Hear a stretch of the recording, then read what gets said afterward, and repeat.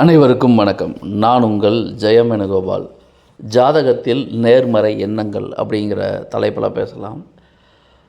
ஒரு ஜாதகத்தில் வாழ்க்கை எப்பொழுதுமே நல்லா இருக்கணும் அப்படின்னு நினச்சோம்னா யாருக்குமே எந்த கெடுதல் நினைக்கக்கூடாது. நெகட்டிவான விஷயங்கள் இம்மி அளவு கூட நம்ம மைண்டில் வரக்கூடாது.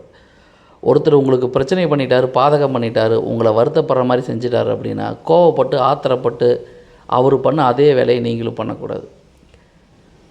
சார் இதெல்லாம் சொல்கிறதுக்கு நல்லா தான் இருக்குது, அனுபவித்து பார்த்தா தானே தெரியும் அப்படின்னு நீங்கள் ஆர்கியூ பண்ணலாம்.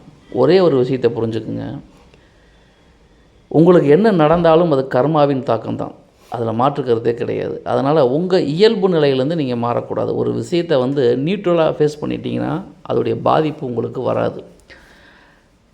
சரி, உங்களுக்கு ஒருத்தர் ஒரு மிகப்பெரிய வருத்தம் தர மாதிரி ஒரு விஷயத்தை பண்ணிட்டார், மன ஊண்டிங் பண்ணிட்டார் அப்படின்னா உங்களுக்கு இருக்கிற ஒரே விஷயம் நேர்மறை எண்ணங்கள் தான்.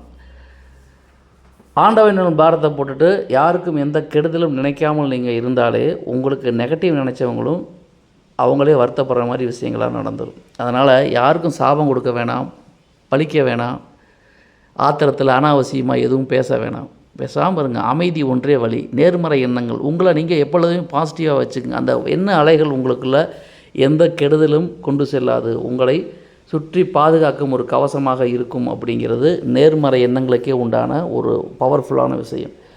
இந்த விஷயத்தை கடைபிடிச்சு பாருங்கள். எப்பொழுதும் கோவப்படாமல், ஆத்திரப்படாமல், அமைதியாக, சாத்வீகமாக, சிரித்த முகத்தோட, யாருக்கு எந்த கெடுதல் நினைக்காமல் உங்கள் வேலையை மட்டும் நீங்கள் பார்த்துட்டு வாங்க.